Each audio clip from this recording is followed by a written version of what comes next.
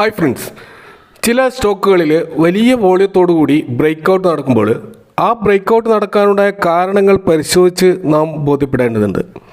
ഇപ്പോൾ നമ്മുടെ കയ്യിലുള്ള ഹോൾഡിങ്ങിലുള്ള സ്റ്റോക്കുകൾ ക്രാഷ് ആകുമ്പോൾ അതിൻ്റെ കാരണങ്ങൾ നമ്മൾ അന്വേഷിക്കാൻ വളരെ വലിയ താല്പര്യം കാണിക്കാറുണ്ട്. എന്നാൽ വില ഉയരുമ്പോൾ ആ ഒരു താല്പര്യം നമ്മൾ കാണിക്കാറില്ല. അപ്പോൾ പ്രൈസ് ഉയരുന്നതിൻ്റെ കാരണങ്ങളും നാം തകരുന്നതിൻ്റെ കാരണം പോലെ തന്നെ അന്വേഷിക്കേണ്ട ഒരു സംഭവമാണ്. ചില കമ്പനികൾ മോശം ക്വാർട്ടർലി റിസൾട്ടുകളാണെങ്കിലും സ്റ്റോക്ക് പ്രൈസ് റോക്കറ്റ് വേഗത്തിൽ മുന്നോട്ട് കുതിക്കുന്നത് കാണാം.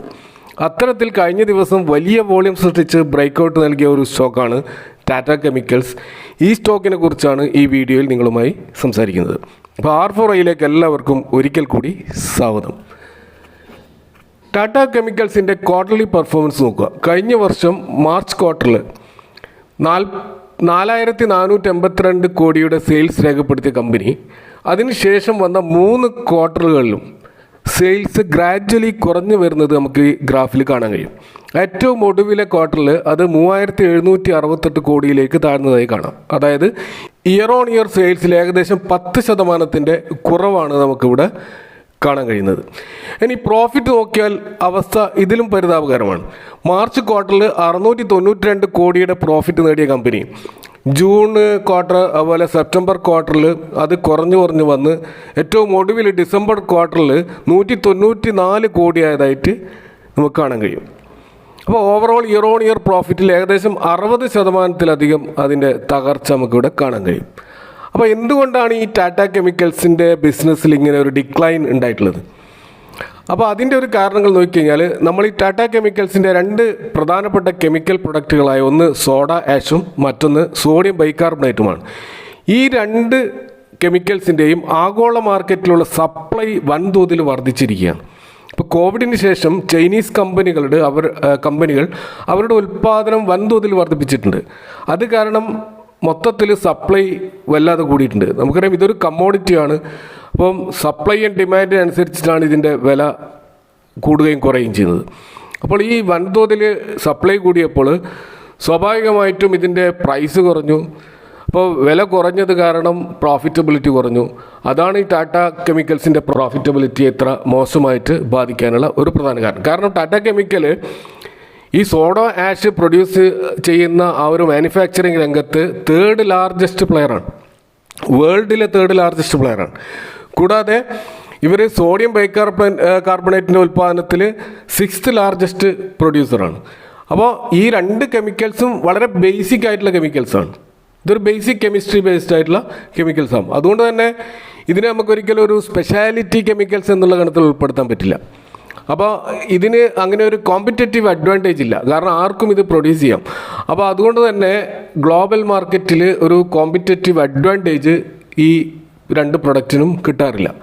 അപ്പോൾ അതുകൊണ്ട് തന്നെ ഇവർക്ക് വലിയൊരു വാല്യുവേഷൻ ഒരിക്കലും ഇൻവെസ്റ്റേഴ്സ് നൽകാറുമില്ല. അതുകൊണ്ടാണ് ടാറ്റ കെമിക്കൽസിൻ്റെ PE റേഷ്യോ നമുക്ക് എപ്പോഴും ഒരു 19 എന്നുള്ള റേഞ്ചിൽ കാണാൻ കഴിയുന്നത്. എന്നാൽ അതേ സെഗ്മെൻറ്റിലുള്ള കെമിക്കൽ കമ്പനികൾ നമ്മൾ നോക്കിക്കഴിഞ്ഞാൽ അതിൻ്റെയൊക്കെ PE വളരെ ഹൈയിലാണെന്ന് കാണാം. അപ്പോൾ ഇൻവെസ്റ്റേഴ്സ് അത്തരം സ്റ്റോക്കുകളിൽ നല്ല വാല്യുവേഷൻ കൊടുക്കുമ്പോൾ ഈ ടാറ്റ കെമിക്കൽസിൻ്റെ വാല്യുവേഷൻ കുറഞ്ഞു പോകാനുള്ള കാരണം ഇതിൻ്റെ ഈ പ്രൊഡക്റ്റിൻ്റെ ഈ ഒരു ലിമിറ്റേഷൻ വെച്ചുകൊണ്ടാണ്. എന്നാൽ ടാറ്റ കെമിക്കൽസിന് സ്പെഷ്യാലിറ്റി കെമിക്കൽസ് വിഭാഗം ഉണ്ട്. അത് പ്രത്യേകിച്ച് അഗ്രോ ബേസ്ഡ് ന്യൂട്രിയൻ്റ് ബേസ്ഡ് ആയിട്ടുള്ള സ്പെഷ്യാലിറ്റി കെമിക്കൽസ് ഉണ്ട്. പക്ഷെ അത് ഒരു വളർച്ചയുടെ പാതയിലാണ്. അത് ഒരിക്കലും ഒരു മാർക്കറ്റ് ലീഡിംഗ് പൊസിഷനിലേക്ക് എത്തിയിട്ടില്ല. എങ്കിൽ മാത്രമേ ഈ സ്റ്റോക്കിൽ നല്ലൊരു മൂവ്മെൻറ്റ് നമുക്ക് പ്രതീക്ഷിക്കാൻ കഴിയുള്ളൂ. അപ്പോൾ ഇപ്പോൾ ടാറ്റ കെമിക്കൽസിൽ വന്ന ഈ ബ്രേക്കൗട്ടിൻ്റെ കാരണങ്ങൾ തേടിപ്പോയാൽ അതൊരിക്കലും അതിൻ്റെ ബിസിനസ്സുമായിട്ട് ബന്ധപ്പെട്ടതല്ല. അത് മാർക്കറ്റിൽ വരാൻ പോകുന്ന ഒരു മെഗാ ബമ്പർ IPOയുമായി ബന്ധപ്പെട്ട ഒരു ന്യൂസിൻ്റെ അടിസ്ഥാനത്തിലാണ്. ആ ന്യൂസ് ടാറ്റ സൺസ് എന്ന് പറയുന്ന ആ സ്റ്റോക്കിൽ വരാൻ പോകുന്ന IPOയുമാണ്.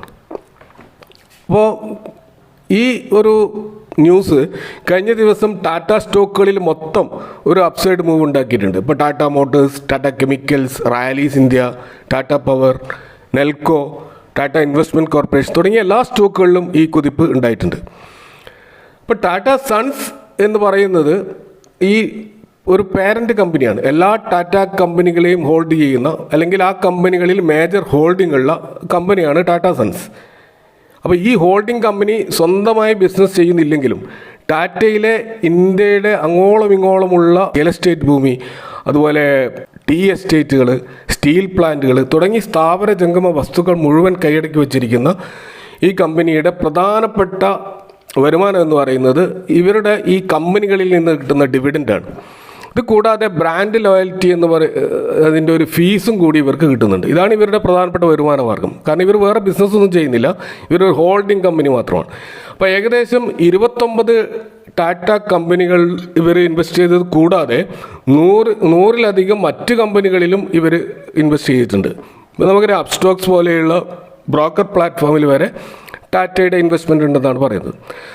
ഇപ്പോൾ ഇവരുടെ ഈ ഒരു ഇൻവെസ്റ്റ്മെൻറ്റ് മേഖല എന്ന് പറയുന്നത് consumer product, chemicals, energy, engineering, IT, services, material മേഖലകൾ, ഹോട്ടൽസ് തുടങ്ങി ഡൈവേഴ്സിഫൈഡ് സെഗ്മെൻറ്റിൽ ഒരു കോൺഗ്ലോമറേറ്റ് ആയിട്ടുള്ള ഈ ടാറ്റ സൺസ് ഗ്രൂപ്പിൻ്റെ ഇവരുടെ ഹെഡ് ക്വാർട്ടേഴ്സ് ബോംബെയിലാണ്.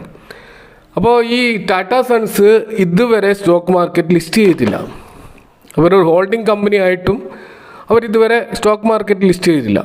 അപ്പോൾ അവർ ലിസ്റ്റ് ചെയ്യാൻ ആഗ്രഹിക്കുന്നില്ല എന്നതാണ് വാസ്തവം. എന്നാൽ റിസർവ് ബാങ്ക് 2023 ടാറ്റ സൺസിനെ ഒരു അപ്പർ ലെയർ NBFC ആയിട്ട് നോട്ടിഫൈ ചെയ്തിരിക്കുകയാണ്. NBFC എന്ന് പറയുമ്പോൾ നോൺ ബാങ്കിങ് ഫിനാൻസ് കമ്പനി ആയിട്ട് കണക്കൂട്ടുകയാണ്. കാരണം എന്താ വെച്ചാൽ ഇവർ ബിസിനസ് ഒന്നും ചെയ്യുന്നില്ല, ഇവർ ഇൻവെസ്റ്റ്മെൻറ്റാണ് ചെയ്യുന്നത്. അതും വലിയ ക്യാപിറ്റലാണ് ഇവർക്കുള്ളത്. അതുകൊണ്ട് തന്നെ RBI ഗൈഡ് ലൈൻസ് അനുസരിച്ച് അങ്ങനെ നോട്ടിഫൈ ചെയ്ത കമ്പനികൾ 3 വർഷത്തിനുള്ളിൽ സ്റ്റോക്ക് മാർക്കറ്റിൽ ലിസ്റ്റ് ചെയ്യേണ്ടതുണ്ട്. അങ്ങനെയാണെങ്കിൽ ടാറ്റ സൺസ് 2025 സെപ്റ്റംബർ ആകുമ്പോഴേക്കും ലിസ്റ്റ് ചെയ്തിരിക്കണം. അപ്പോൾ ഈ ഒരു റിപ്പോർട്ട് ഏതെങ്കിലും ഒരു ഇൻറ്റേർണൽ ഇൻഫർമേഷൻ്റെ ഭാഗമായിട്ടോ മറ്റോ വന്നതിൻ്റെ അടിസ്ഥാനത്തിലാണ് ഈ ടാറ്റ സ്റ്റോക്കുകളിൽ വമ്പിച്ച മുന്നേറ്റം ഉണ്ടായിട്ടുള്ളത്.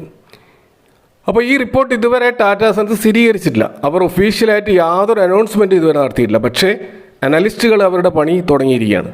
100-ലധികം കമ്പനികളിലുള്ള ഇൻവെസ്റ്റ്മെൻറ്റ്സും അതുപോലെ ഏറ്റവും ഒടുവിൽ വന്നിട്ടുള്ള ഈ സെമി കണ്ടക്ടർ പ്ലാന്റിൻ്റെ ഒരു കാപ്പെക്സ്, അതുമായി ബന്ധപ്പെട്ട സംഭവങ്ങളും കൂടാതെ ഇവരുടെ കയ്യിലുള്ള സ്ഥാവരജംഗമ വസ്തുക്കളും കൂടാതെ മ്യൂച്വൽ ഫണ്ട് ഇൻവെസ്റ്റ്മെൻറ്റ്, മറ്റ് ഇൻവെസ്റ്റ്മെൻറ്റ് ഇതൊക്കെ കണക്കിലെടുത്ത് ഇതിൻ്റെ ഒരു വാല്യുവേഷൻ നിശ്ചയിക്കുക എന്ന് പറയുന്നത് വളരെ സങ്കീർണമായ ഒരു പ്രോസസ്സാണ്. കാരണം ഈ ടാറ്റ സൺസിൻ്റെ ഹോൾഡിംഗ് സ്ട്രക്ചർ തന്നെ വളരെ കോംപ്ലിക്കേറ്റഡ് ആണ്. അപ്പോൾ ഇതിനെയൊക്കെ മൊത്തം വാല്യൂ ചെയ്ത് ഒരു ഫിഗറിൽ എത്തിച്ചേരുക എന്നുള്ളത് വളരെ ബുദ്ധിമുട്ടുള്ള കാര്യമാണ്. പക്ഷേ അനലിസ്റ്റുകൾ അങ്ങനെ എത്തിച്ചേർന്ന ഒരു മാർക്കറ്റ് ക്യാപ്പ് എന്ന് പറയുന്നത് 16 ലക്ഷം കോടിയാണ്.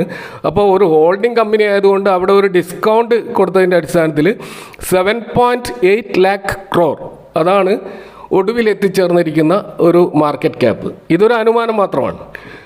അപ്പോൾ ഈ ടാറ്റ കെമിക്കൽസിലെ റാലിക്ക് കാരണമായത് എന്തുകൊണ്ടാണ് എന്ന് മനസ്സിലാക്കണമെങ്കിൽ നമ്മൾ മറ്റൊരു പ്രധാനപ്പെട്ട ഡാറ്റ കൂടി നോക്കേണ്ടതുണ്ട്. ഇപ്പോൾ ടാറ്റ ഗ്രൂപ്പിൽ പെട്ട കമ്പനികളിൽ Tata Motors, Tata power, Indian hotels, Tata chemicals ഈ 4 പ്രധാന കമ്പനികൾ ഈ ടാറ്റ സൺസിൽ ഇൻവെസ്റ്റ് ചെയ്തിട്ടുണ്ട്.